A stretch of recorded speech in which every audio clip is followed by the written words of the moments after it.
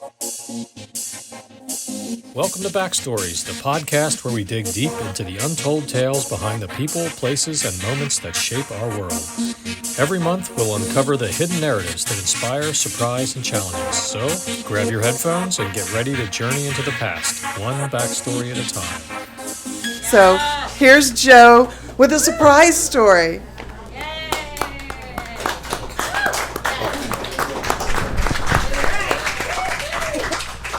I wanted to say, we talk about the random acts of kindness. I think one of the greatest random acts of kindness is when the universe puts people into your life that make your life amazing. And the person that was one of the first ones for me is my grandmother. She was born in 1910 in Colgate Creek, which is part of Dundalk now and is really a drainage ditch. Very poor. She used to say that when it was sunny out, you could see through the walls because there were cracks in the boards. But my grandmother in Baltimore was one of the most magical and unpredictable people in the world. To the point where she told me one day, she would call me in and relay these little things, and she goes, "JB, you know that you're my favorite, right?" And I'm like, "Well, you say that to everybody." And she goes, "No, Joby, there's something special about you." And she goes, "Let me tell you a secret." And I'm like, What? And I'm so excited something's going to come out. It's going to be amazing. She goes, "Did I ever tell you that I'm part Indian princess from outer space?" And I heard this, I think I was 9 or 10, and I was like, "Oh my God. That means I'm part Indian princess from outer space on my mother's side." And I took that like many of the things that would be told to me. My grandmother would not lie to me. Obviously, this is true. And when my mom used to get frustrated with me and tell me, she'd say, "Joey, I know God has a plan for you." I knew because my grandmother told me, I'm part Indian princess from outer space. There's something going on there. And as I grew with her, she lived in Blair Edison up there off Blair Road. And she would always, everything was sort of weird and magical to her, but she had this really interesting fixation that I was not allowed to tell my mother about. Because my mom had moved to the luxurious Howard County environs of Skaggsville and was trying to class it up a little bit. But when I was left with my grandmother, she would sneak me out and take me to the most rundown theaters in Baltimore to watch blaxploitation movies. And she was the world's biggest fan of Pam Grier. So we would go to these movies, and these were in theaters that were really kind of little rundown grindhouses. And she would sit there and she goes, "JB, you're allowed to yell at the screen in this theater." And I'm like, "I can't do that. That would be rude." And she goes, "Also, if you see people jumping up, you got to pull your legs up because there's a rat in the theater." So you'd see people start to jump up. She goes, "Joby, pull your legs up. Here comes the rat." But then we would be watching these Pam Grier movies. Like, her favorite was the movie Coffee, where Pam Grier is like a sassy woman who's always going up against the drug dealers, and she always has stuff in her afro. Just in the event of an emergency, she's kept a piece of a broken bottle in there to whip out and cut the guy who played the psychiatrist on MASH.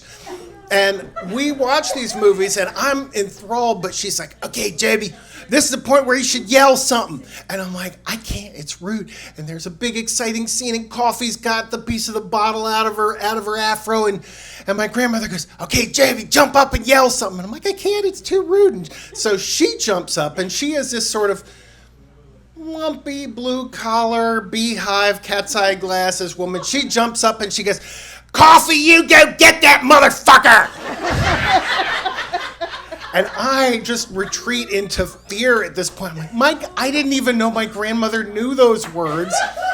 We come out of these theaters and she's like, "Now, JB, don't tell your mother that I brought you. I didn't know this movie was going to be so violent." And I'm like, "We've seen it already this week." And she was the same kind of person. We would go to Farrell's and she would tell them it was our birthday every single day because she wanted them to come out with the drum. And, I knew to trust her because you trust Indian princesses from outer space. And she led me down the path of a whole lot of things like that. Joby, you should do this. Joby, you should do that. She taught me how to dance. I was the only one in Hammond Elementary and middle school who could do a fiendish cha-cha or anything to a bossa nova. Whenever Soul Train came on, she would go down. We'd be in the basement where she had covered every surface of the basement with leopard print, turn on our big old black and white TV, and she'd get out her Arthur Murray dance steps so we could watch Soul Train. And I learned all those steps. It was amazing. And she had this amazing life, except by the time Halley's Comet came around, she was worried because she goes, Jib, you know, I rode in on the tail of the comet that Mark Twain went out on, and I'm afraid it's coming back for me. And we were all a little worried because you didn't know with her how much of this was going to turn out to be accurate, but she made it through. Halley's Comet did not take her away. Unfortunately, her habit of greeting the sun at the beach in the way that women of her age often did, which is slathering herself up with olive oil like she was marinating a chicken breast, eventually ended up where she got a little mark here that turned out to be melanoma. They cut it out, and she was okay, but it had metastasized and gotten into her brain. And so we had this period where she was healthy, but then suddenly it was everywhere. It was in her brain. And we got to watch this like vibrant, beautiful, amazing person kind of spin down. But there was a day where my mother and I and her were all out to lunch. She was always just kind of in a bit of a haze, but my mom left to go pay the bill, and she looked me right in the eye, and it was like all the years that she had been gone went away. She shot this hand out, and if you've ever had an old woman grab your hand, there is something about the strength in that. You're like, God, old ladies are strong as hell. She got my hand, caught me in the eye, and she says, Joby, I need to know that you're happy. Are you happy? And I said, yes. She goes, well, I'm happy too. And then by the time my mother came back, she was starting to ask where her dog that had been dead for 40 years was. But the irony, when we would go to all those movies, she always loved to drive past the Bromo Seltzer Tower, and she goes, you know, when I was a little girl, they had a big bottle on it that rotated, and it was the Bromo Seltzer bottle. And I found out later, Bromo Seltzer was basically a tranquilizer-laden hangover cure. And she goes, every time I see that, I'm like, I feel like I've been transported to Florence, Italy.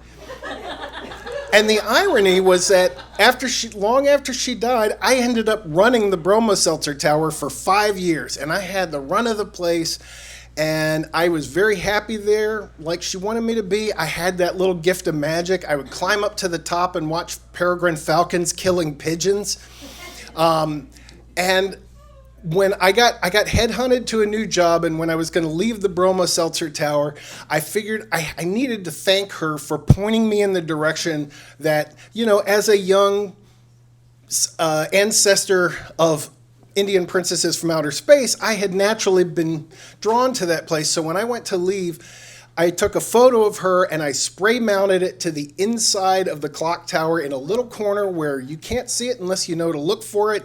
And I wrote up there, in big heavy Sharpie, I am an Indian princess from outer space. And I left there knowing that I had left their mark, and she had left her mark. And because I had been lucky enough to this random act of kindness that I could have had a mean grandmother, I could have had a boring grandmother, but life randomly decided I had to have an Indian princess from outer space.